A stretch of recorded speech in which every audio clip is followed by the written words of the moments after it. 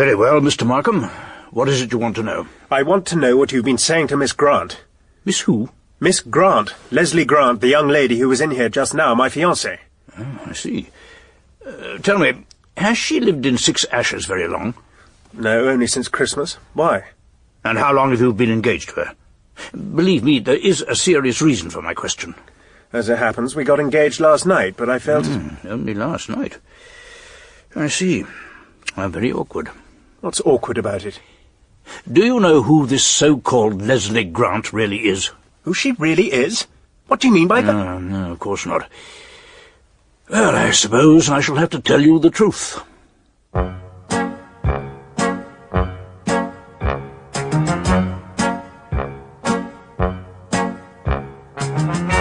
We present The House in Gallows Lane, based on the book Till Death Do Us Part, a Dr. Fell mystery by John Dickson Carr, dramatized for radio by Peter Ling, with Donald Sinden as Dr. Fell. Part 1, The Fortune Teller.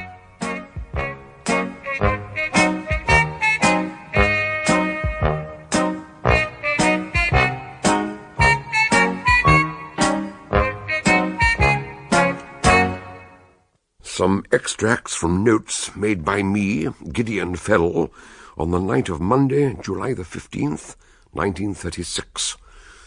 This morning my breakfast was interrupted by an unexpected visitor, with news of some very mysterious events which had taken place at a little village not far from Hastings, where I was enjoying a short holiday.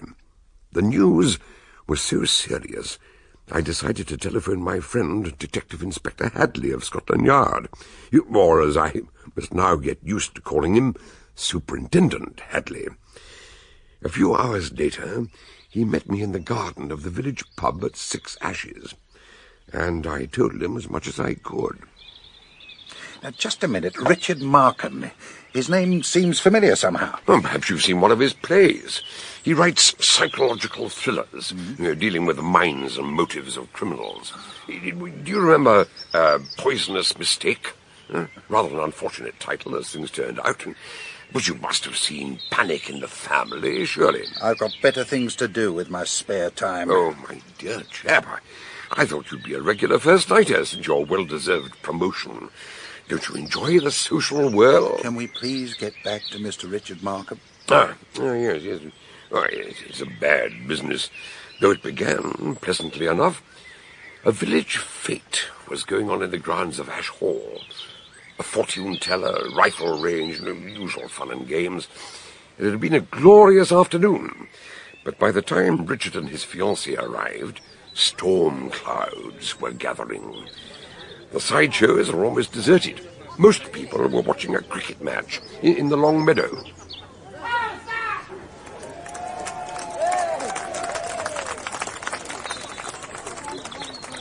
Do you love me?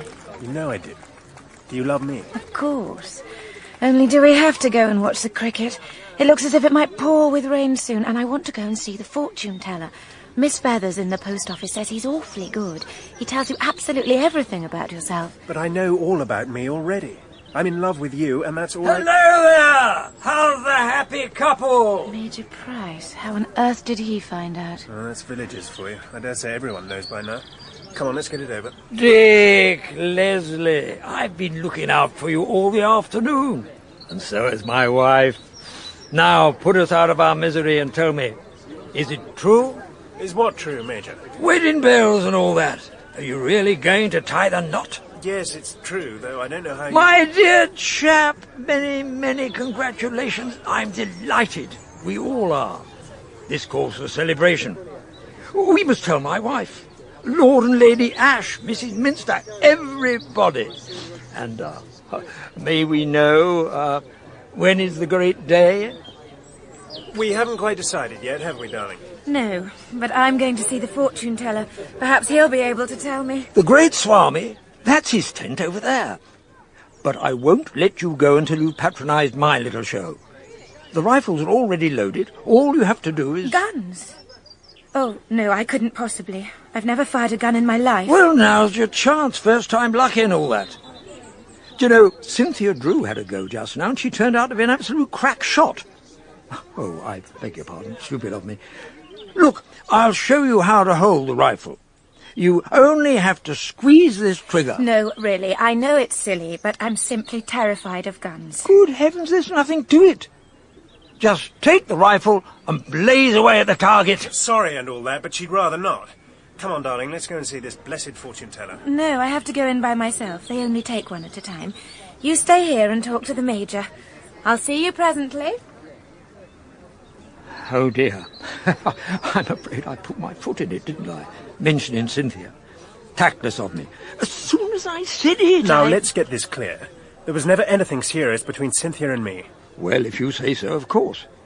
Only some of the women seem to think my wife was talking to Lady Ash, and they both thought Cynthia... I know. For the past 2 years, the entire village has been trying to push Cynthia into my arms, whether we like it or not. I can't imagine why everyone's so interested. Well, damn it! You're our local celebrity. Or perhaps I should say one of our 2 celebrities. I'm sorry?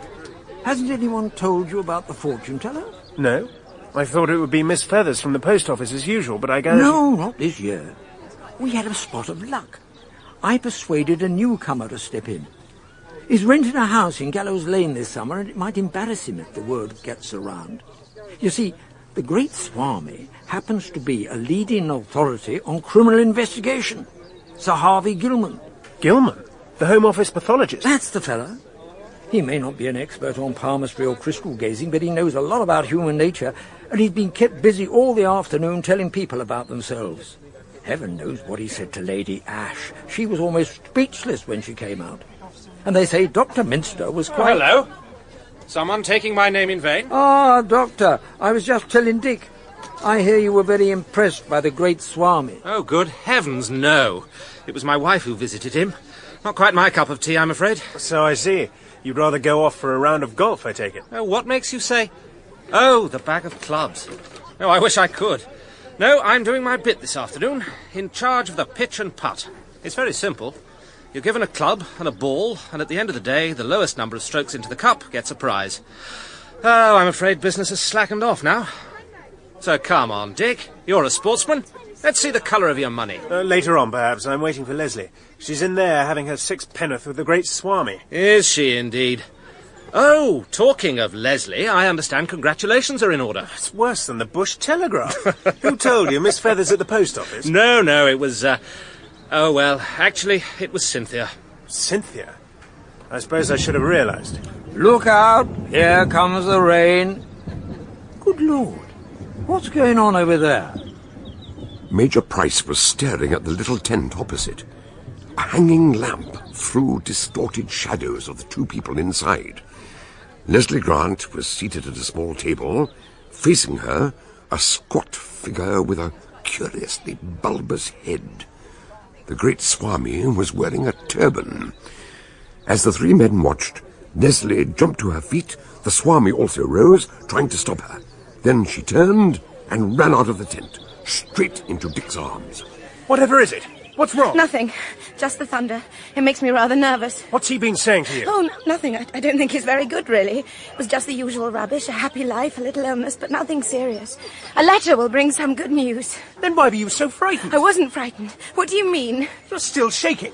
Look, you stay here with the Major while I go... Where are you going? I want to have a few words with the bloke myself. No, you mustn't do that. I won't be long. By this time, it had started to rain.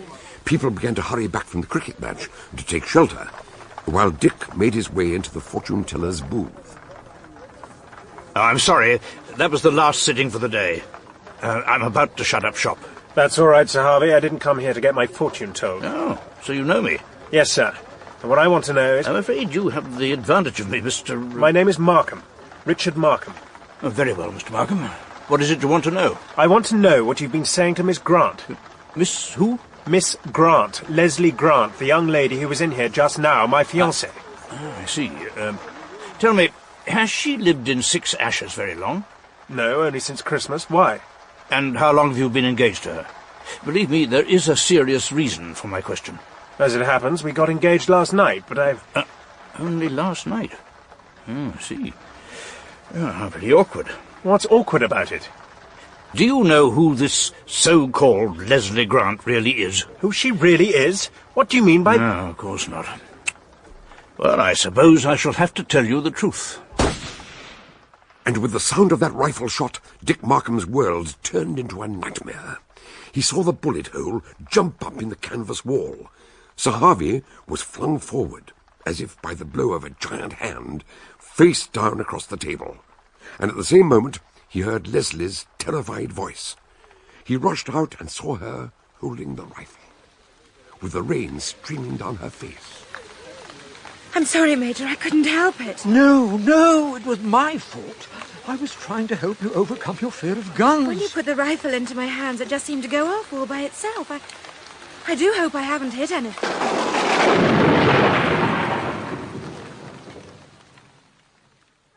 At 9:30 that night, Dick was alone in his cottage, still trying to sort out the confused thoughts that whirled around in his brain. Sir Harvey Gilman's shadow had been clearly outlined on the canvas wall, a perfect target, if anyone had wanted to shoot him. But why should anyone want to do such a thing?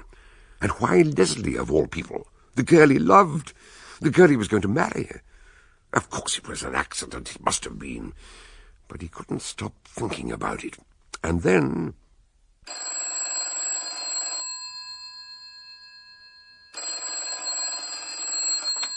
Hello? Dick, Hugh Minster.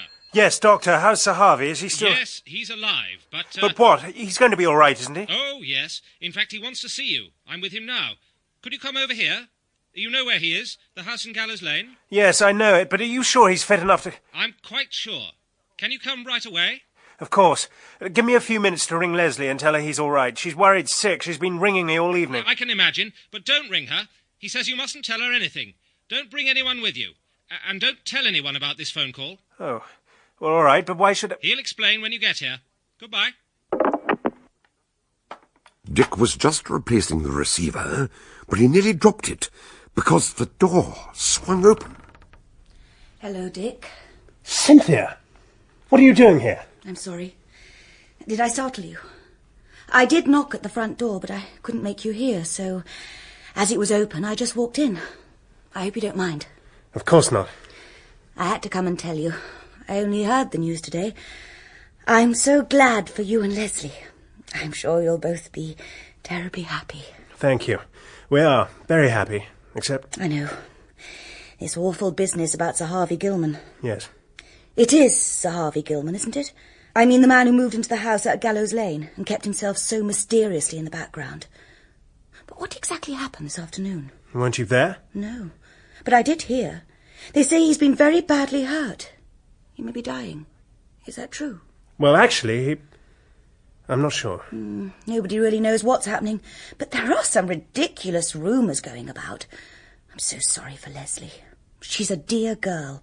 Major Price should never have given her that rifle. Look, Cynthia, I'm afraid I was just on my way out. I haven't seen Lord Ashe, so I don't know what he thinks, but I was wondering, why does he always look at Leslie in such a strange way whenever he meets her? Sorry. What were you saying? I said I've got to go out, right away. To see Leslie, I suppose. No, Dr. Minster just rang. He wants me to go round to Sir Harvey's cottage for some reason. All right. Well, I'll come with you. There might be something I could do to help. No! I'm sorry, I've got to go alone. Oh, are all writers as temperamental as you? Well, if I'm not wanted, I may as well go home. No, listen, Cynthia, I didn't mean that. It's all right. I understand.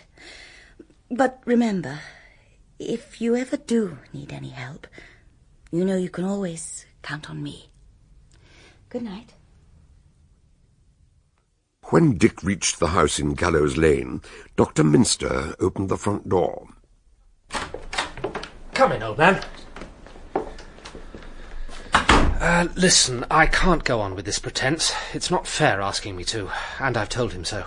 What pretense? You mean he isn't badly hurt? He isn't hurt at all. He just fainted from shock. So, of course, everybody thought he was dying or dead. I couldn't be sure myself until I got him here and used the probe. But unless you get a direct head or heart wound, a bullet from a .22 target rifle isn't usually very dangerous. He didn't even lose much blood. His back will be sore for a day or two, but apart from that, he's as fit as he ever was. I don't understand. You don't seem to realise Leslie's nearly out of her mind. She thinks she killed him. My apologies, Mr. Markham, but at present we must keep my recovery a secret. Come in, please. After you. Thank you. You'll understand the reason presently. Sit down, please. I propose to conduct a little experiment, not in the cause of justice, but to satisfy my own curiosity. I'd like to solve one of the few problems that ever defeated my friend Gideon Fell, and I hope you'll agree to help me. It concerns the young woman who calls herself Leslie Grant. Yes. This afternoon you were about to tell me something about Miss Grant. You're in love with her, no doubt. Or you think you are. I know I am. That's rather unfortunate. Tell me, has she by any chance invited you to dinner at her house one day this week or next to celebrate the engagement? As a matter of fact, she has, tomorrow night, but... Look here, I can't stand any more of this. What is all this nonsense? Are you trying to tell me her name isn't Leslie Grant? I am. Her real name is Jordan, and she's a poisoner. That's absurd. You don't believe me yet, but I phoned Scotland Yard. There'll be a man down tomorrow who knows her well. He has photos and fingerprints. But what's she supposed to have done? She has poisoned 3 men. She married 2 of them. The first was an American lawyer named Foster. The second was a Liverpool cotton broker called Davis. Both wealthy men. But her third victim... Stop. I don't want to hear any more of this. It's impossible. You're making it up. Oh, I'm sorry. I understand how you must feel, but she's a cold, ruthless killer. And the sooner you understand that, the safer you'll be. Safer? She's devised a method of murder that baffles Gideon Fell as much as it baffles me. Wait a minute. If what you say is true, if the police have her fingerprints, why didn't they arrest her? Because they couldn't prove it. 3 murders, and they couldn't prove any of them. The American died at his house in Kensington. I went there with Detective Inspector Hadley, now Superintendent Hadley. It seemed to be a clear case of suicide. The deceased was found in his bedroom. The door and windows were securely locked on the inside. The cause of death was hydrocyanic acid injected into the forearm. The syringe was on the floor beside him. The stricken widow, who'd spent the evening alone at the opera, was prostrate with grief. And you're saying the widow was... The woman you know as Leslie Grant. Yes. But it doesn't make... Now, let me finish, please. A year later, I happened to be at the Liverpool Assizes. Hadley was there, too, on another matter. We ran into each other at the Sessions House. A man living near Prince's Park had killed himself with a syringe full of prussic acid. An elderly chap, but in good health, without any money worries. The inquest had just concluded. We saw a woman in black coming along the passage, supported by her friends. I'll never forget the look on Hadley's face as he turned to me and said, "My God, it's the same woman." Are you saying it was Leslie again? My Leslie? Your Leslie, yes. Hadley began an investigation, but the result was the same as before. Davis was found in his office, sprawled across his desk, and the room was locked on the inside. What did what did the widow say about all this? Oh, she was wide-eyed and horrified. She admitted she'd been the wife of Burton Foster, but said the whole thing was a terrible coincidence. The third stage in her progress can be summed up briefly. It happened last year in Paris. Someone sent me a cutting from a French newspaper. A young Englishman, Martin Belford, had just become engaged to a Mademoiselle Leslie something or other, the name escapes me now, and they dined together to celebrate the occasion. Next morning, he was found dead in his bedroom. Do I need to tell you the circumstances? The same? Absolutely. But, wait a minute. The circumstances weren't the same. She wasn't married to what's-his-name Belford. She wouldn't have gained anything by his death. So where's the motive? She didn't have a motive, don't you see? By this time the girl can't help herself. The poisoner never stops. The poisoner can't stop. It's become a psychic disease. The power over life and death. No, I can't believe that. I won't believe it. It must be another girl who looks like Leslie. There are lots of cases of mistaken identity. When she walked into the tent this afternoon, I knew her at once, and she knew me. So I took the opportunity to put the fear of God into her, and a few minutes later she took a pot shot at me. It's only by the grace of God it didn't do much damage.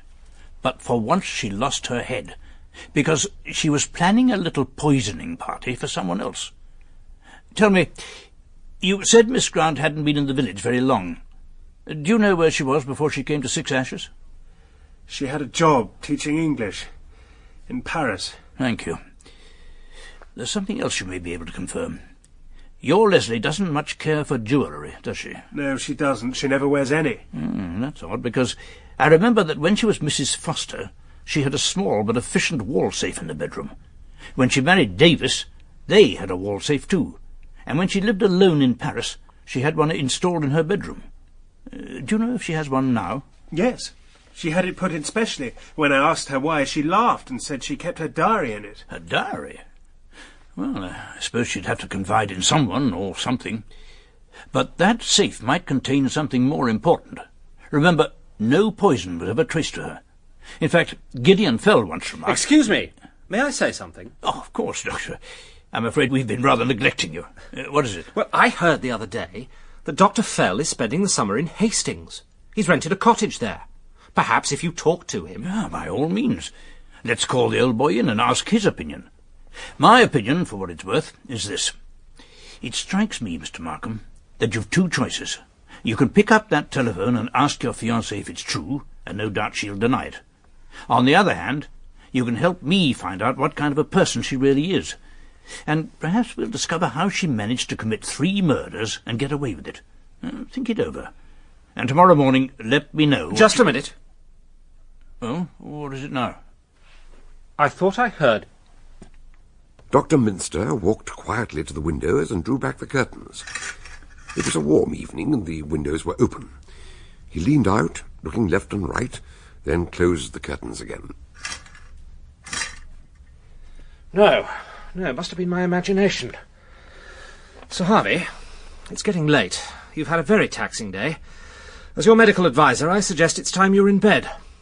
I'll see you comfortably settled. Then I'll get back to my poor wife, who must be wondering what's become of me.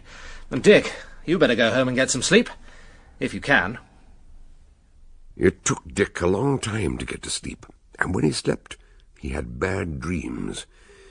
He was woken at dawn by the telephone.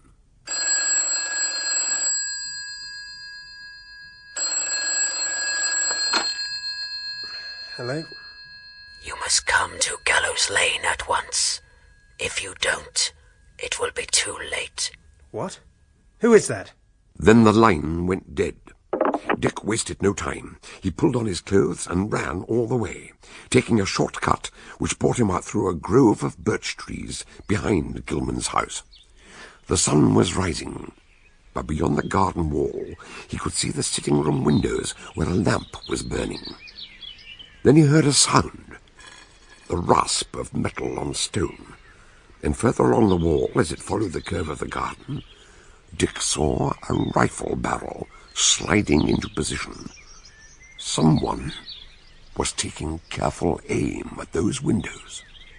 A flock of startled birds rose from the trees. Glancing at the house, Dick saw a bullet hole in the window pane. When he looked back, the rifle had vanished. Hey, you! He heard somebody running away into the undergrowth among the trees. But the rising sun was in his eyes, and he couldn't see anyone. He began to run blindly along the path, and a few seconds later, he heard footsteps hurrying towards him. Who's there? Who are you? Cynthia! What are you doing here? I was out for a walk. I woke early and couldn't get back to sleep. What's happened? I thought I heard... Someone fired a shot at Sir Harvey's window. This is the second time I've seen it happen. Yesterday afternoon I saw the bullet hole jump up in the wall of the tent. Today the shot went through the window. I didn't see who fired it, but... Oh, no. What is it? There, in the long grass. A .22 Winchester. Do you think it's the gun Leslie had yesterday? For heaven's sake, what makes you say that? Well, the rifles at the fete were all borrowed from the gun room at Ash Hall. But last night, when they took them back, the one Leslie used was missing. Dick! Don't touch it. There could be fingerprints. If it was used at the fete, it will be covered in prints anyway. I'd better leave it where it is. We must make sure Sir Harvey's all right. Opening the garden gate, they crossed the lawn and peered into the sitting room. Sir Harvey Gilman was sitting at his desk, facing the window with a bullet hole in it. He had lolled sideways and might have been dozing, but his eyes were open. and then they both noticed something else. Dick, the bullet missed him. It was true. The bullet must have passed over his shoulder, shattering the glass in a picture frame and burying itself in the wall. Hang on. What are you doing? Looking for a sizable stone. Ah, this'll do. Now, if I reach inside, I can open the window catch. That's better. Here, let me give you a hand. Can you manage? Yes. Oh, Dick, I can smell something. A bit like nail varnish, only stronger. Much stronger. It's prussic acid. You mean someone poisoned him? No, that's impossible. Here's the syringe where he dropped it. And his sleeves rolled up. You can see the puncture mark. There's something else. Drawing pins on the carpet. Someone spilled a box of drawing pins. He probably knocked it off the desk when he slumped over. Look, we both know the windows were fastened on the inside. I'd better check the doors as well, though I expect they're all locked. Why? I don't understand. Don't you see? It'll prove no one else tried to kill him. But somebody did try to kill him. Someone shot at him with a rifle. And the bullet missed. You can see for yourself. This is a case of suicide. He took a hypodermic full of prussic acid and injected it into his left arm. He killed himself. We know that. This is something to do with Leslie, isn't it? Leslie? No, of course not. You're worried about her.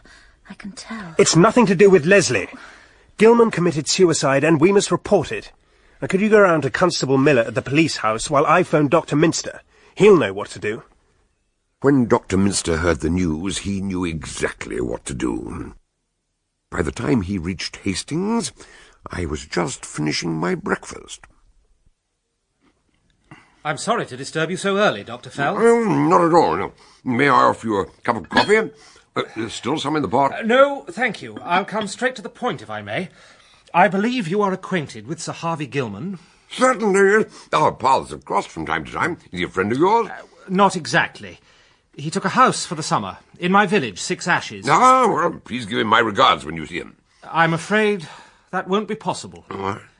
I have to tell you, Sir Harvey died early this morning. Good heavens. Oh, surely that was very unexpected. Last time I met him, he was in excellent health. It was not only unexpected, in my opinion, it's inexplicable. Well, what exactly do you mean by that? When you've heard the whole story, I think you will agree that the circumstances of his death are highly suspicious. That is why I came to find you. Dr. Fell, we need your help. When he had given me the details, I made one telephone call, and then we returned to Six Ashes in his car. The first person I wanted to meet was the enigmatic Miss Grant, but when we called on her, she was not at home. I subsequently learned that she was at the office of her solicitor, Major Price. Thank you for coming in so promptly, my dear. The fact is, Lord Ash has asked me to make a few inquiries on his behalf. Lord Ash? I don't understand. It's rather awkward, but... well, it's to do with one of the guns he lent me for the rifle range. Oh, I wish I'd never touched the beastly thing. How is Sir Harvey this morning, do you know? Well, yes. I'm afraid this will come as a shock to you, He's but... not dead. Oh, God, I didn't mean to do it. I didn't shoot him deliberately. It was an accident. I swear it was. No, my dear young lady, don't misunderstand me. It isn't a question of his being shot. According to the constable on duty, Sir Harvey took his own life. An injection of poison. Poison? I'm sorry to hear that. Did he leave a note? Any explanation? No, nothing like that. So why do you have to ask me about the rifle? Last night, when we packed up the guns, one of them was missing. The one you used. You don't happen to remember what you did with it after... No, everything happened so fast. I suppose I gave it back to you, didn't I? I really don't remember. But this morning, when the old man was already dead, somebody stuck a rifle over the wall and fired a shot through his window. The gun was found in the undergrowth this morning by Dick Markham and Cynthia Drew. Dick? And Cynthia? Well, what was she doing there? They were out for an early morning walk, I gather. But Constable Miller is trying to discover how the gun came to be there. But why... You're not suggesting I somehow smuggled the gun away and then took it round... Oh, that's ridiculous. Why on earth would I do such a thing? I don't know. There are a lot of questions to be answered, and as your solicitor, I felt we should try and clear things up, if we can. What sort of questions? Well, I know so little about you, really. And since I want to help you... Please, let's not beat about the bush. Tell me what you want to know. Very well. What did Sir Harvey say to you when you were in the fortune-telling booth? And don't tell me it was the usual sort of thing, because it wasn't. Hang it all, I was there. I saw you when you came out. What was it that upset you so badly? I can't tell you. Perhaps it was something he knew about you. Something in your past. Major Price, you must believe me. I never saw that man before in my life. I swear it. Then what was it? Don't you see, the circumstances were unusual, to say the least. The fortune-teller says something that upsets you. Dick rushes in to find out what's wrong. A rifle goes off. Accidentally, of course. And the old chap is slightly wounded, though not really hurt. Not really hurt? And Dick knew that? He knew that and he didn't tell me? Well, no. What's the matter? I'm sorry, I really can't tell you any more. I've got to go. But... I arranged to meet Dick at my house. I've got to see him. And she walked out before the Major could stop her. When she got home, the front door was ajar, but Dick wasn't there. She went through to the kitchen, but there was no sign of him. Then she heard footsteps overhead. Puzzled, she hurried upstairs and opened her bedroom door. Dick, why did you... Cynthia! Hello, Leslie. What are you doing here? Oh, I should have thought that was pretty obvious. I didn't realise you'd taken up burglary in your spare time. How did you know where to find the wall safe? Oh, it wasn't difficult. I just looked behind all the pictures until I got the right one. I meant, how did you know I had a safe? Did Dick tell you? No. The man who installed it had a few drinks at the pub afterwards. Within the hour, half the village knew about it. It was lucky I ordered such a reliable model. Did you really expect to open it with a hammer and chisel? Oh, don't be silly. Put it down. Don't come any closer. I mean to find out what's inside that safe before I leave. Otherwise, I think I shall kill you. At that moment, I was still on my way to Six Ashes in Minster's Carr, so I didn't learn of this encounter until some time later. At 6 a.m., Dick and Cynthia had left Constable Miller on duty in the house at Gallows Lane, and when Dick returned, he found the constable still guarding the body. Oh, he's still here? Yes, sir. I'm waiting for the ambulance to take him away, ready for the autopsy. Of course. Not that there's much doubt about it. Dr. Minster said it was obviously prussic acid from the syringe. Well, they don't know that yet, not for sure. What else could it be? You can see the puncture in his arm, unless... I suppose that is the mark of a needle. You don't think it could have been made with one of those drawing pins? If you don't mind me saying so, sir, you've been writing too many mystery plays. Why would anyone go and do a thing like that? Goodness only knows. Come to that, what did he want with all those drawing pins anyway? I can tell you that, sir. This weather, he liked to keep the window open. But he had a lot of trouble with wasps. They kept flying in from the garden and pestering him. So he tried putting up some bits of gauze over the window frames to keep them out. Ah, yes. In America they call them screens. I dare say. Excuse me for asking, sir, but was there a special reason for you coming back here? Were you looking for something, perhaps? No, nothing in particular. It's just... Well, the whole damn thing's so mysterious. I wanted to have another look around. Hello, that sounds like your ambulance. Oh, no, sir. It's Dr. Minster. And he's got someone with him. A large gentleman. He's having a bit of a squeeze getting out. That will be Dr. Gideon Fell. Minster made good time. It's only just... Oh, Lord, I hadn't realised it was so late. I'm supposed to be meeting someone. After you, Doctor. Straight ahead. Thank you, thank you. Yes, sir. This is worthy. Ah. Good day, gentlemen. Dick, I'm glad you're here. Let me introduce Dr. Fell, Richard Markham, and Constable Miller. How do you do? Morning, sir. Mr. Markham, I believe I may say I am the bearer of good tidings. I beg your pardon? We can soon settle this. As you see, Doctor, the deceased was found here at his desk. He hasn't been moved. There's only one question I have to ask you. Who is he? What the... Quite frankly, I haven't the slightest idea. But I can tell you this. He is not Sir Harvey Gilman. Say that again? As far as I know, Gilman is alive and well and in Cornwall. What? You have been the victim of a cruel and brutal hoax. Miss Grant is not a poisoner. She didn't murder Foster or Davis or Belford for the simple reason that they never existed. It was a pack of lies from start to finish. Dr. Minster suspected from the start that the man was an impostor. But why didn't you say... Well, I couldn't be certain until Dr. Fell confirmed my suspicions. But you see, when the Major first introduced him to us, Sir Harvey made us promise to keep his identity a secret. Oh, Lord, oh, Bacchus. Didn't he just... But I was interested in his work as a pathologist, and I asked him about some of his cases. There were a few details that puzzled me.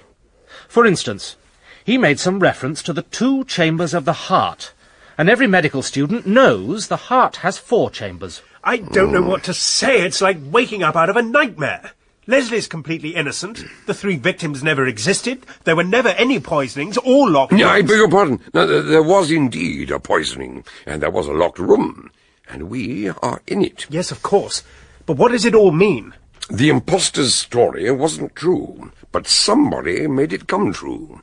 That is why Superintendent Hadley is now on his way down from London. I asked him to meet me at the local pub, where I've booked a couple of rooms. And that's all you can tell me? And I'm hoping you may be able to tell me who the impostor really is, or was. I never saw him before, in spite of the fact that he seems to have claimed acquaintance with me. But he was, I suspect, something of an evil genius. Well, one thing's crystal clear. Hello. The landlord said I'd find you in the garden. Yes, they're still getting our rooms ready. Hadley, this is Richard Markham, the playwright. How do you do? Has everything been taken care of? Yes, they've carted the body off to the mortuary, and I hope he burns in hell. Oh, easy now. We've been discussing the situation. Hadley, I think you were about to say something. I was going to say, one thing's clear. The centre of the plot was your fiancée, Miss Grant. But that makes no sense. It made sufficient sense to undermine your faith in her. That tissue of lies was, in its own way, a minor work of art. It was directed at every chink in your armour.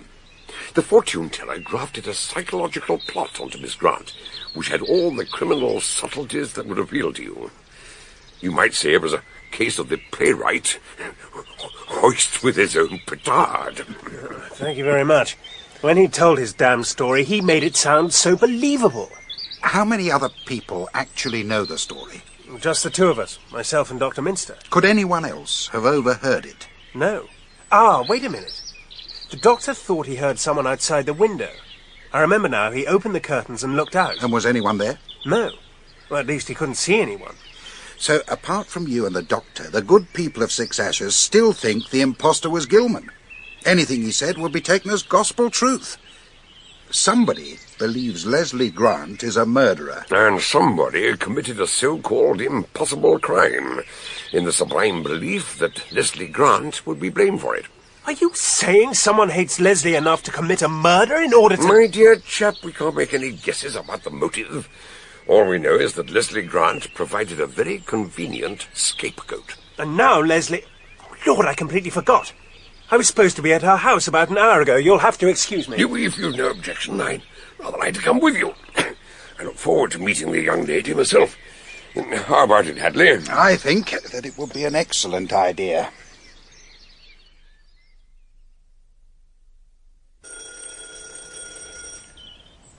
Don't understand it. Well, she must have got tired of waiting and gone out. Well, she wouldn't do that. She was going to make me some lunch. I'll just see it. Thought so. She must be in here somewhere. Come on in. She's probably in the kitchen. If she's got the wireless on, she might not have heard us. Well, the house seems remarkably quiet. I told you she's gone out. No, she would have left me a note. She must be upstairs. I'll just slip up and see. Leslie? Where are you? There's one remarkable feature of life in a small village. I've noticed it before. People leave the front doors open. They drop in and out of each other's houses. Everyone's amazingly trusting. If you ask me, they're a darn sight too trusting. Yes, I'm afraid I have to agree with you. In this particular case, a lot of trouble would have been saved if... Dr. Fell! Superintendent! We've got to ring for an ambulance. Have you found her? What's happened? I found her in the bedroom, lying on the floor at the foot of the bed. She's got a nasty bruise on her forehead and there's blood trickling down her face. By thunder! Are you saying somebody came in and attacked Miss Grant while... No, not Leslie. It's Cynthia. Cynthia Drew. Oh, and the wall safe is wide open and it's empty. But where's Miss Grant? I don't know. She seems to have disappeared.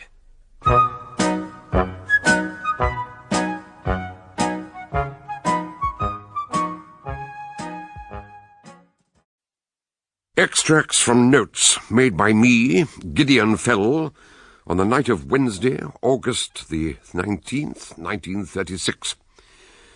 After the village fete in the grounds of Ash Hall, Sir Harvey Gilman told young Dick Markham that his fiancée, Leslie Grant, was a murderer. Her name was Jordan, and she had poisoned 3 men, although the crimes could not be proved. Next morning, Gilman was found dead in his study, also poisoned, with the doors and windows fastened on the inside. Hugh Minster, the local doctor, had been uneasy about Gilman and had made his suspicions known to me. I called my friend, Superintendent Hadley of Scotland Yard, and when I reached the house in Gallows Lane, I was able to testify that the dead man was not Gilman, but an impostor. His tales about Leslie Grant were a pack of lies, and her so-called victims had never existed, to Markham's great relief. Meanwhile, his close friend, Cynthia Drew, confronted Miss Grant in her own house and insisted that she opened the wall safe she'd had installed in her bedroom to reveal its contents. When Hadley and I accompanied Dick Markham to Miss Grant's house, his fiancée was nowhere to be seen, so Dick went up to her room. There's one remarkable feature of life in a small village. I've noticed it before. People leave the front doors open. They drop in and out of each other's houses. Everyone's amazingly trusting. If you ask me, there are downsides to trusting. Yes, I'm afraid I have to agree with you. In this particular case, a lot of trouble would have been saved if... Dr. Fell! Superintendent! We've got to ring for an ambulance. Have you found her? What's happened? I found her in the bedroom, lying on the floor at the foot of the bed. She's got a nasty bruise on her forehead and there's blood trickling down her face. By thunder! Are you saying somebody came in and attacked Miss Grant while... No, not Leslie. It's Cynthia. Cynthia Drew. Oh, and the wall safe is wide open and it's empty. But where's Miss Grant? I don't know. She seems to have disappeared.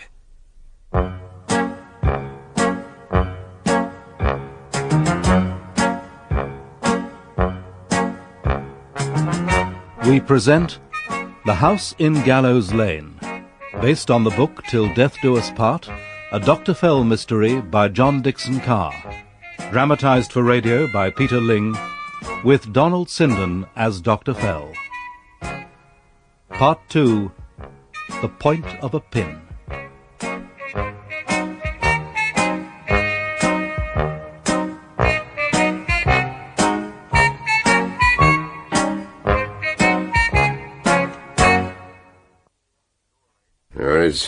It's all right. She's coming around. Do you think we should get her to hospital? She's had a hard knock. The skin's broken, and she's going to have a spectacular bruise for a day or two. But it's nothing to worry about. Well, if you really... She's opening her eyes. Dick, is that you? Yes. Don't try to sit up. Take it easy. Oh, what happened? Well, that's what we'd like to know. This is Dr. Fell and Superintendent Hadley from Scotland Yard. I'm sorry. I don't understand. No, don't worry, Miss Drew. You've just had a nasty bump on the head. But you're going to be perfectly fine. And it would help us if you could tell us what had been going on before... I'll try. This is her bedroom, isn't it? Leslie's room. She came in here and then she hit me. I know it sounds absurd, She but... hit you? You don't mean with that hammer? No. I brought that with me. I was trying to break open the safe. I suppose now you'll arrest me. Perhaps if you could begin at the beginning, Miss Drew. Now take your time. Well, I wanted to find out what she keeps in that. Oh, it's empty. The safe was locked, and I couldn't get it open. I asked her to unlock it. And that's when she hit me. With a mirror. What? The hand mirror on the dressing table. Leslie picked it up and there was a bit of a struggle. That's all I can remember. So where is she now? Well, how on earth should I know? Well, she isn't here. She isn't in the house. And as you pointed out, the safe is empty, so I thought perhaps... What are you saying? You don't imagine I've done anything to her, surely? Well, no, but... But now you're beginning to realise she did have something to hide. Something that was kept in the safe, and she's taken it with her. It doesn't make sense. I can't believe Leslie would do anything so... Perhaps you don't want to believe it. Perhaps she isn't the spotless angel you think she is. There are some awful rumours going round the village. People think there's something very suspicious about her. That's ridiculous. Is it? Then why does Lord Ash give her such a funny look whenever he sees her? And why does Miss Feathers in the post office say that... If that's Leslie, I don't want to speak to her. Come in. Excuse me, sir. There was a message for you at the police house. You're to ring Scotland Yard right away. Right, thank you, Constable. Look, let's go, Doctor. This could be the information I've been waiting for. You carry on, my dear chap. I still have one or two questions I'd like to ask. Right. Well, lead the way, Constable. Sir. I'll see you later, Miss Drew. Now, Miss Drew, there are a few details I'm hoping you might clarify. That is, if you're feeling sufficiently recovered. Well, of course I'd be glad to help if I can, but... Oh dear. I'm afraid I do feel a little dizzy. Yes, of course. You're still looking a bit groggy, old thing. Let me take you home and... No, you'll do nothing of the kind. If you think I'm going to walk along the street with you looking as if... Please, just leave me alone. Don't be such an idiot. Oh, so now I'm an idiot, am I? We don't have to bother about me anymore. You'd better go and look after Leslie, if you can find her. And don't pretend you're in the least concerned about me, because we all know you're not. And don't forget your hammer and chisel. Thank you. So glad to have met you, Dr. Fell. Goodbye. Cynthia, Oh, Lord. We've always been such good friends.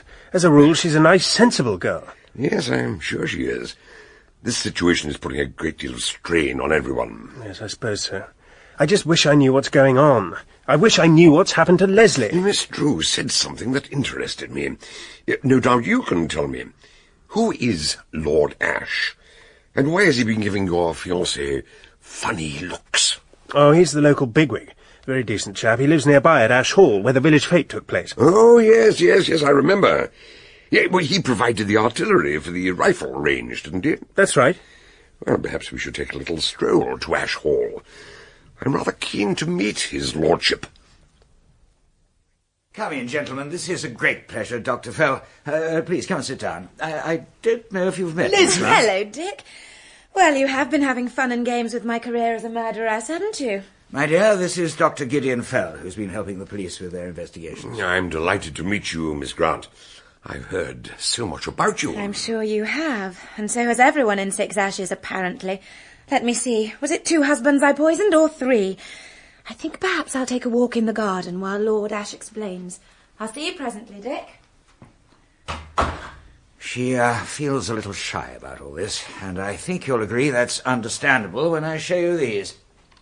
His lordship opened his bureau, taking out a large velvet bag, which he emptied onto the table. I've never seen anything like it. Jewels poured out, glittering and gleaming like 100 rainbows. A triple-tiered necklace, several bracelets, some dazzling earrings, and a matching choker. You'll notice the emblem worked into all these pieces. This heraldic device is the Ash coat of arms. You probably saw it on the gates when you came in. So they all belong to you and your family? I wish I could say yes.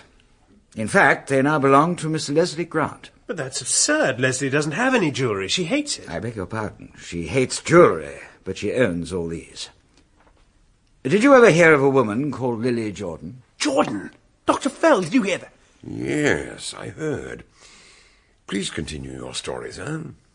Lily Jordan died the year before last. She was the mother of the young lady you know as Leslie Grant. 40-odd years ago, my elder brother George met Lily in Paris and became infatuated. He wanted to marry her, even though she was a famous courtesan with strings of wealthy lovers. But she refused him. In 1914, George gave her the jewels as a pledge of his love, then went off to join his regiment, swearing he would come back when the war was over and marry her. But he never came back, and I succeeded to the title. When Lily Jordan eventually died, her daughter hated these treasures and everything they stood for. She decided to leave Paris and move to England. She liked the look of 6 Ashes and settled here. One day, she recognized the coat of arms on our gates and realized she had the Ash jewels in her possession. And she was afraid she might be charged with unlawful possession of such valuable objects. And what would her neighbours say if they knew her story? But in fact, you had already recognized her. Well, I had some photographs of George with the beautiful Lily Jordan. Every time I met Leslie, I saw the resemblance, and it troubled me. Forgive me, gentlemen. I'm sorry to interrupt you, but I think you'll want to hear the news from Scotland Yard. Yes, well, Lord Ash, this is Superintendent Hadley. How do you do? Sir, I found Miss Grant outside, and she told me her side of the story, and now I can add another piece to the jigsaw puzzle. Criminal records have identified the dead man who called himself Harvey Gilman. Well? He was Sam de Villa, a notorious confidence trickster wanted by police all over Europe. Good Lord. And, of course, it was that jewellery he was after. He couldn't get it by breaking into Miss Grant's safe. He was no cracksman, but he was a psychologist, and he could get at them another way, with the assistance of Mr. Markham. Me? He spun you that yarn about the 3 poison victims. If my guess is right, his next move would have been to persuade you to find the combination of the safe, just to prove the lady's guilt or innocence, of course. He had quite a sense of humour, our Sam. God damn him and his sense of humour. Well, you've got to admit it was a cunning little scheme, and it might even have come off, but... But someone got in first and murdered him. But how could it be murder? I understood the room was locked on the inside. Yes. The whole plot appears to have been devised in order to incriminate Leslie Grant. But this morning Leslie came here to give back the jewels. What made her suddenly decide... I'm sorry. I didn't mean to eavesdrop, but perhaps I should answer that. I found Cynthia in my bedroom trying to open the safe. Yes, we heard about that. She accused me of murder, 3 murders at least, and ordered me to open the safe. She thought that was where I kept the poison. I'm afraid that's when I lost my temper. So you hit her? Hit her? With the hand mirror from the dressing table? Oh, good gracious, no, nothing like that. She suddenly lunged at me, and she's bigger than me, so I stuck my foot out and tripped her up. She went down like a sack of coals and hit her head on the corner of the dressing table. When I saw she was knocked out, I know it was callous of me, but I just let her stay there. And I thought, that's it, I can't stand any more of this. So I took the jewels out of the safe and came straight round to Lord Ash. Sit down, my dear. Look, if you're going to lecture me... No, I'm not going to lecture you. I'm going to ask you 2 questions. First, when you decided to leave Paris and settle in England, what made you choose this particular village? I don't really know. I think I must have heard something about it, how pretty and quiet and peaceful it is. Or at least it used to be, before I arrived. It's amazing that you should have come to this village of all places. Almost as if the jewels had found their own way home. Quite a coincidence. If it was a coincidence. Could someone have told you about 6 Ashes, do you think? A friend in Paris, perhaps? Not sure. Let me... Oh, yes. I know, it was Madame Fontaine. She was an old friend of my mother's. She was very good to me after Mother died. Ah, so that's it. It's all falling into place now. I'm afraid I don't understand. Louise Fontaine was also very good to Sam de Villa. She'd been his mistress for years. He must have started laying his plans before you even left Paris. I'm afraid so. A dangerous man. Which brings me to my second question. I want to ask if you have another dangerous enemy in this village. No, I don't think so. Unless you mean Cynthia. Except, now I come to think of it, somebody must have told her all that rubbish about me being a murderer. It wasn't you, was it, Dick? Of course not. But who else knew about it apart from you? Only Dr. Minster, and I'm quite sure he wouldn't spread it around. Anyway, he was there when Dr. Fell told us it was all nonsense. But remember, somebody in this village still believes that yarn. Somebody killed Sam de Villa and arranged everything to incriminate Leslie, which leads us to one inevitable conclusion. Having provided us with this interesting problem, what must the real murderer do next? Huh? Well? I've no idea. Archons of Athens, don't you see? He must now provide us with a solution. What? Sam de Villa's corpse is found in a locked room, and Leslie Grant, the murderer presumes, will take the blame. But how could she have done it? If we are to arrest her, we must be shown how the trick was done. Unless we're given a clue to the locked room mystery, the whole scheme collapses. Do you follow me? I see. So you think that... I think we'll receive some kind of communication to point us in the right direction. Was that why you asked me to... Do you mind? Let me finish, please, Hadley. By some means or other, I believe we shall get a message from a well-wisher to provide a clue. I can't say what form the message will take. Well, how about a telephone call? Don't forget I had a mysterious phone call this morning, summoning me to the house in Gallows Lane, when I met Cynthia and we discovered the body. Are you saying that someone hates me so much they're ready to see me hanged for murder? Oh, surely not, my dear. I really can't believe that. Dick, why did you go and meet Cynthia this morning? What did she tell you about me? Nothing. We ran into each other by chance. Tell me honestly. You don't believe all those lies, do you? That I poisoned 3 Of course I don't. It's just a load of morbid nonsense. I love you. And I believe in you. Surely you must know that. Thank you. But let me ask you one question. Before these horrors began, we'd arranged to have a cosy little supper to celebrate our engagement. Remember? Yes. And as soon as all this is cleared up, I'll take you to the best restaurant. No. I want to celebrate now, tonight. I want to cook supper for you at my house. Just the 2 of us. How about that? I can't think of anything nicer. What time? 8 o'clock. I'll be there. It was late in the afternoon when Hadley and I accompanied Dick Markham to the house in Gallows Lane for the last time. We found the worthy Constable Miller still there, guarding the scene of the crime. Has the post-mortem result come through yet? No, sir. They'll ring us as soon as they can. Right. Any luck with tracing that phone call? What phone call, sir?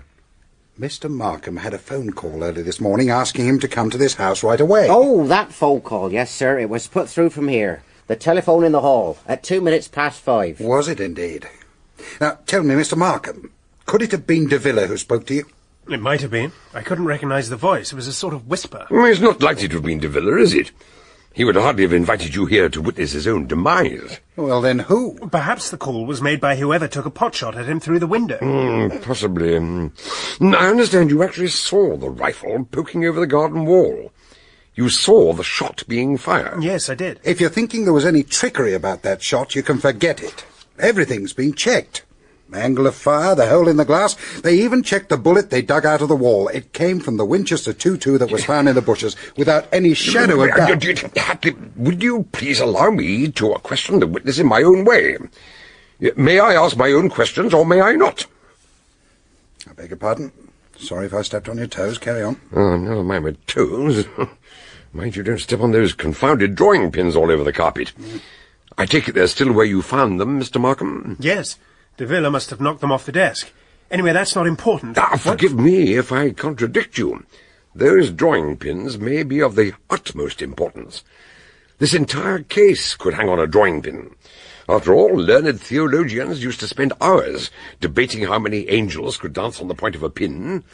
Never underestimate a drawing pin. Even if you don't see the point of it. I do, sir. Like I told Mr. Markham, the gentleman was trying to pin some gauze screens across the windows to keep the wasps out. That's as may be. But more to the point, we have no idea how Mr. de Villa spent the last night of his life. He was alive when you left him here at 11 o'clock, Mr. Markham, and you found him dead at 5:20 this morning. What did he do during his final hours? He was still in some pain. He asked Dr. Minster to give him something to help him get to sleep. Well, he can't have slept for long. He got up some time before 5.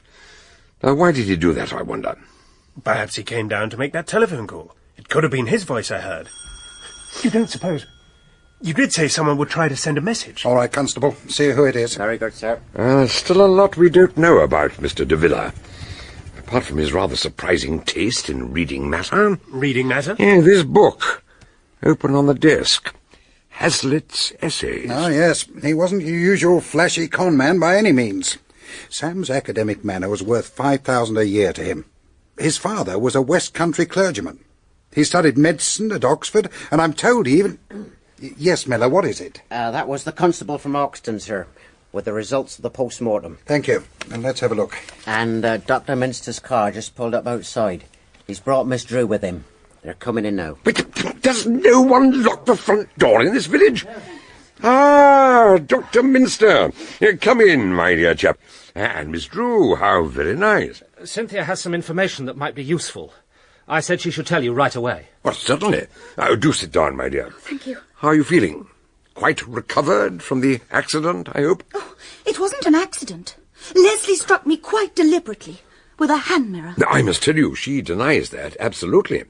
She says you tripped and fell, hitting your head on the dressing table. That's not true. You did say you couldn't remember exactly what happened. Of course you would try to defend her. Never mind all that. Dr. Minster, I'm very glad to see you. I believe you were the last person to see the deceased alive, and he asked you to give him something to help him to sleep. Well, that's correct. His back was very uncomfortable. I gave him a 1/4 grain of luminal as a painkiller. Only a 1/4 grain. He couldn't have taken more than that. No, I gave it to him myself. Why? I've just had the report on the post-mortem. No, you're not going to tell us that he wasn't killed by prussic acid. Oh, no, the prussic acid killed him. But some time before his death, he'd also swallowed 3 or 4 grains of luminal. But that's impossible. I would never have given him such an overdose. I'm sure you didn't. But who did? Who got him out of bed and lugged him down here? After that dose of luminal, there's no way he could have come downstairs under his own steam. You are leaving the other side for the moment. I believe you had something to tell us, Miss Drew. Yes. Last night, or early this morning, when I was in Gallows Lane, everything seemed so confused, but later I tried to remember, and I had a mental picture of this house, and there was someone running away from it. Someone you knew? I don't even know if it was a man or a woman. They were in the shadows, under the trees, but I'm certain someone was leaving in a hurry. That's right. I didn't see him either, but I heard him running off into the bushes after he put a bullet through the window. No. That's the point. It can't have been the same person, because this was before I heard the shot. After that, I'm afraid everything else went out of my head. By Jupiter! So there were 2 visitors. One who fired the rifle, and another who left the house earlier, having just murdered him. Excuse me, sir. Can I say something? Not now, Miller. We're all very It's important, sir. I mean, I'd have mentioned it before. Only up to now, I thought the gentleman had committed suicide. Nobody said nothing to me about it being murder. All right. Go on. But the thing is, I was on late duty last night. I was cycling back along Gallows Lane on my way to the police house, and I went right past here about 3 o'clock in the morning. Well, what about it? That's when I saw someone standing outside this front door, as if they were waiting to go inside. It was real dark, of course, but she was wearing a white blouse, so I couldn't help noticing... She? Who are you talking about? Well, sir, it was Miss Leslie Grant. It was late when Dick Markham left Gallows Lane, and too many questions were chasing one another through his brain. I know Bert Miller's telling the truth, but somebody must be lying. Cynthia? Or Leslie? I know them both so well. I can't believe either of them would... I mean, Cynthia's a little jealous, but that doesn't mean she'd... No, of course not. As for Leslie, she must be cursing me now. It's past 8 already, and she'll be there waiting, with the supper getting cold. She was so desperate to cook something special for me. But first I'd better go home and tidy up. If only I could stop asking myself all these damn fool questions. When he reached home and opened the front door, he saw a light in his study. A visitor was waiting for him. Oh, Lord Ash. I'm sorry if I startled you. I dropped in on the off chance that I might find Dr. Fell with you, or the Superintendent. I already tried the pub, but they weren't there. No, I left them at Gallows Lane. Why, is there something wrong? Yes, I'm afraid there might be. You see, I was going through my gun room half an hour ago, and I discovered one of them was missing. Oh, you mean the Winchester rifle? Yes, they're putting it in for forensic testing because it was used to fire the bullet that smashed... Yes, I know that. No, I'm not talking about the Winchester. It's my old service revolver that's disappeared. And some ammunition with it. I thought I should let the police know. And you've no idea who might have taken it? No. So many people have been in and out this weekend, borrowing the rifles and bringing them back, helping to clean them and put them away. It could be almost anyone. I see. Well, if you want to try Gallows Lane, you might find the superintendent still there. Right. I'm sorry not to be more helpful, but I'm rather pushed for time. I was supposed to be having supper with Leslie at 8 o'clock, and now it's getting on for 9. The question is, will you still find her waiting when you get there? What do you mean?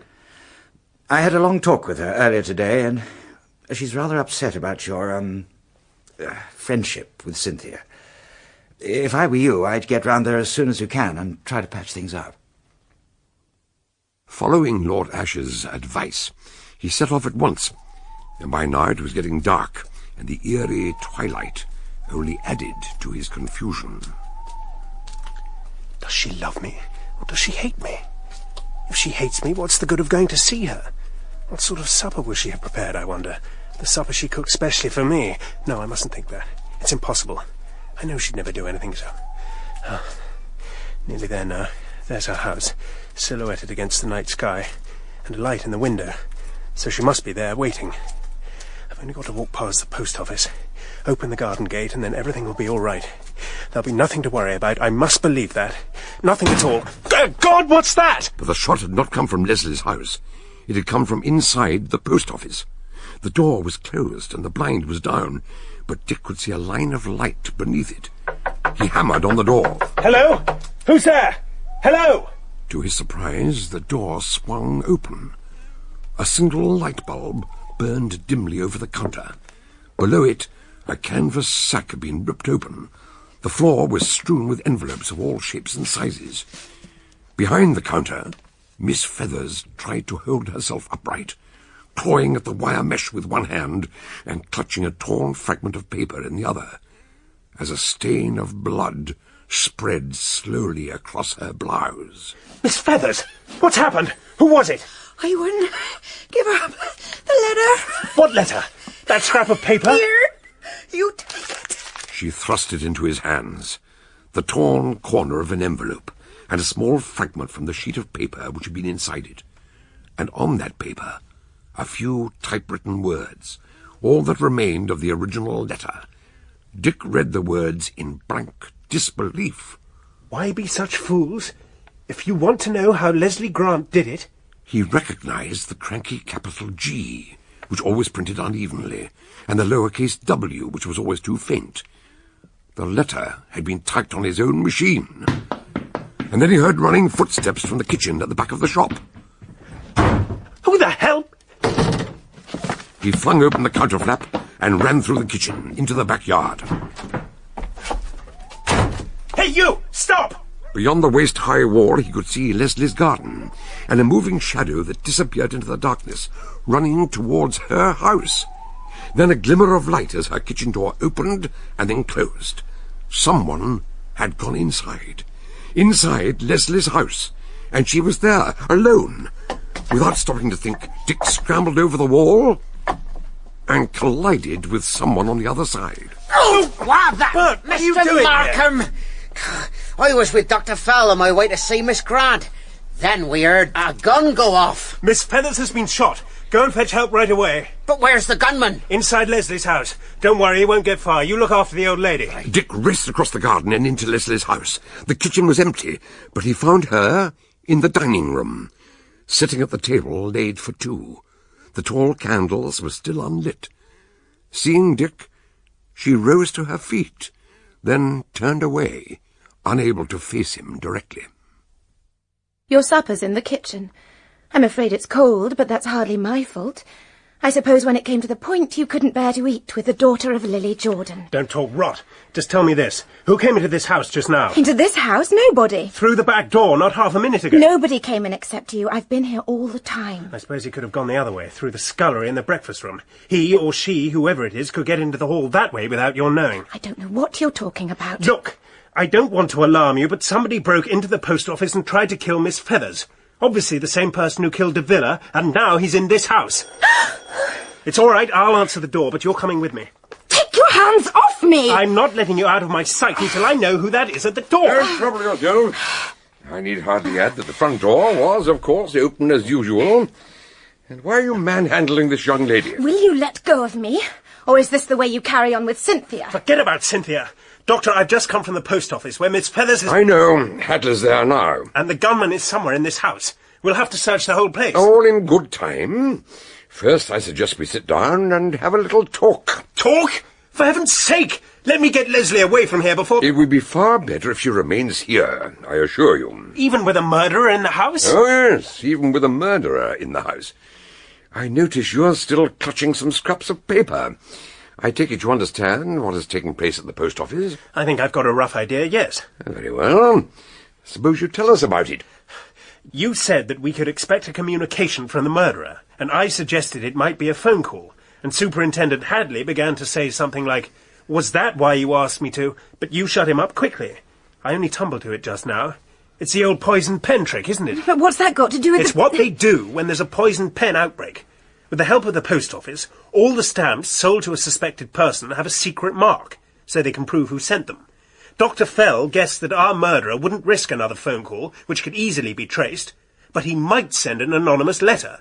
So with the cooperation of Miss Feathers... Who is now on her way to the hospital, where I trust she'll soon make a good recovery. Then the murderer did write a letter. Oh, yes. To be on the safe side, he nipped into my cottage and wrote the blasted thing on my typewriter and posted it. Then he had second thoughts. That's why he broke into the post office and tried to get it back. Right, Doctor? Absolutely right. So everything happened just as you said. You told us Leslie would be accused by an anonymous message. You said De Villa's murder was a deliberate attempt to incriminate Leslie, and you were right again. Well, no, I'm afraid I wasn't. In fact, I think I said at the time that it was hard to believe. I don't follow. We were all so busy concentrating on the mystery man who filled De Villa up with prussic acid and slipped out of a house that was locked on the inside, we overlooked his accomplice, who fired a rifle through the window. Well, whoever he was a rotten shot. He missed his target by a mile. I fear I must contradict you again. He didn't miss the target. He hit it. Whang in the gold. But the bullet never even touched De Villa. De Villa wasn't the target. He was already dead by then. The target was the window pane, and the marksman and the poisoner were one and the same person. Ah, that'll be Hadley. He's far too well mannered to walk in without permission.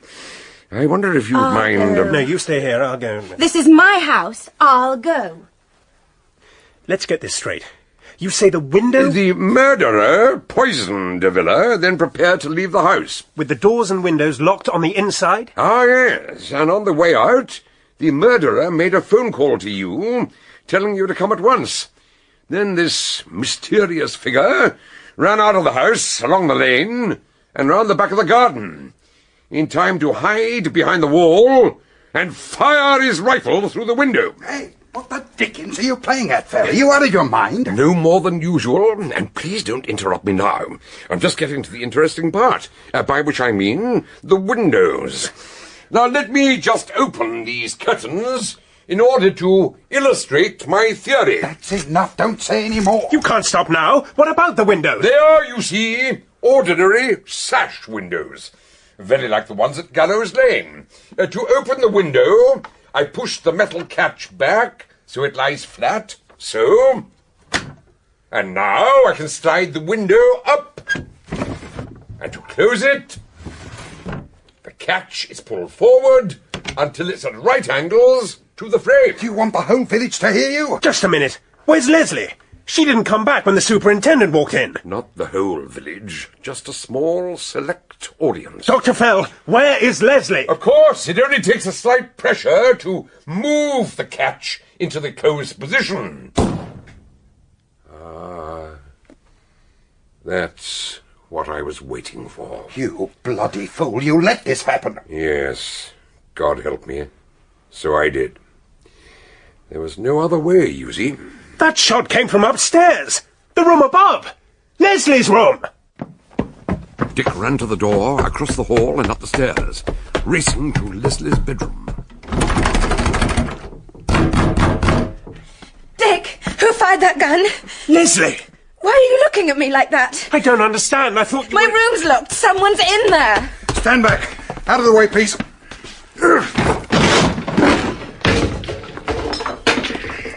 Don't go in, either of you. But who is it? Not Cynthia? Good heavens, no. The only person with the means and the motive. Dr. Hugh Minster. At the end of that dreadful evening, Hadley and I were having a much-needed drink in the back room at the pub, together with Dick and Leslie. I still can't get over it. Dr. Minster, of all people, trying to put the blame on me. No, my dear, now that's where we were all misled. There was never any intention to put the blame on you. We were meant to assume that the murder was committed by someone who believed every word of de Villa's lies. So the one person we couldn't possibly suspect was the man who doubted him right from the start, and even called me in to confirm his suspicions. What was it that put you on the right track? Now, a couple of things puzzled me. One, why did the fake Harvey Gilman tell those lies, which were solely intended to convince you and no one else, in the presence of a third party? The local GP. He had no reason to tell Dr. Minster. In fact, he hardly seemed to notice he was there. And that made me wonder whether the good doctor might be somehow involved in the scheme. And two, the mystery of the vanishing rifle. Yes. In all the confusion when it started to rain, almost anyone could have taken it. But how? I mean, you can't stick a rifle in your pocket or inside your coat. You could hide it in a golf bag.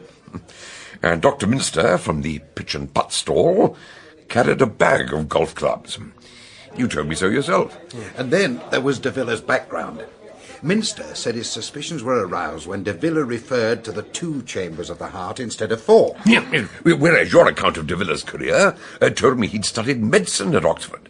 No medical man could possibly commit such a howler. No. So do you think de Villa had some sort of hold over Minster? Some secret from his past, perhaps? Oh, Dick, that sounds almost like the plot of one of your plays. Strange, but true, unfortunately.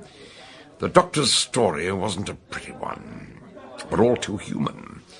Years ago, when he was hard up and desperate, he took a post in a squalid London nursing home, where he performed illegal operations. De Villa found out. So when he came over here with designs on the jewellery, he roped the doctor into his plan. Imagine the poor chap's feelings. He thought his past was dead and buried, but it had come back to haunt him.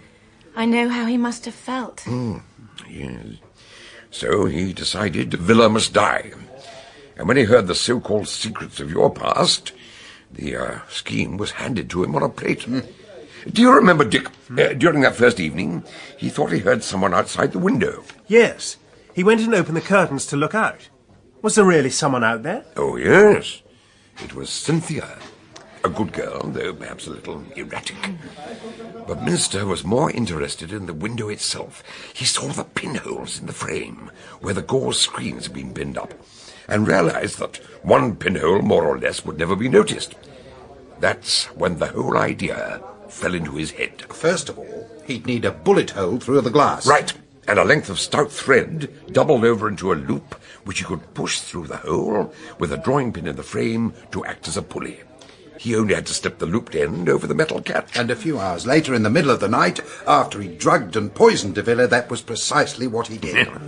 He locked the doors, climbed out of the window, pulled the sash down after him, and very carefully pulled on the double thread to draw the catch forward and lock the window. Yeah, and then he pulled on one end of the thread until it was all out. And hey presto, the room was locked on the inside. No, I'm sorry, that's not possible. I was there when the shot was fired, remember? The bullet hole wasn't there in the middle of the night. Oh, yes, it was. That was when the real shot was fired. The one you witnessed at dawn was a blank cartridge, for your special benefit. It was a neat little dodge, and he thought he'd got away with it, until he made his mistake over the anonymous letter and lost his head. Then everything went wrong. He took refuge in Miss Grant's house, hoping to escape, until I raised my voice to let him know we were on to him. No. That's when he put an end to it all. Poor devil. There's one thing I still don't understand. You're going to ask me why I was in Gallows Lane at 3 in the morning. You really thought I might be the guilty party, didn't you? Well, yes. Well, no, not really. I No, mean... I don't blame you. The fact is, I suffer from insomnia, and when I'm worried about something, it's particularly bad. That night, I hardly slept a wink. I kept thinking about de Villa and the things he'd said. So I decided to go and see him to try and set my mind at rest. I rang the doorbell, but there was no reply. So at last, I gave up and went home. I should have told you. But when I heard he was dead, I was too scared. I'm sorry, Dick. I'm not much good to you, am I? Nervous tantrums, chronic insomnia. I can promise you one thing.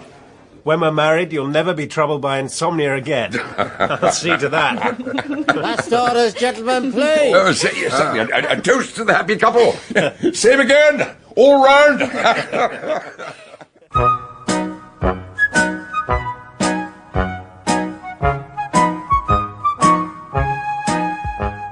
In Part 2 of The House in Gallows Lane, based on the book Till Death Do Us Part by John Dickson Carr, Dr. Gideon Fell was played by Donald Sinden and Superintendent Hadley by John Hartley.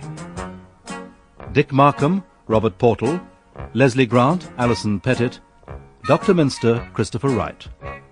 Lord Ashe, Michael Cochrane, Cynthia Drew, Rachel Atkins, Police Constable Bert Miller, Brian Parr.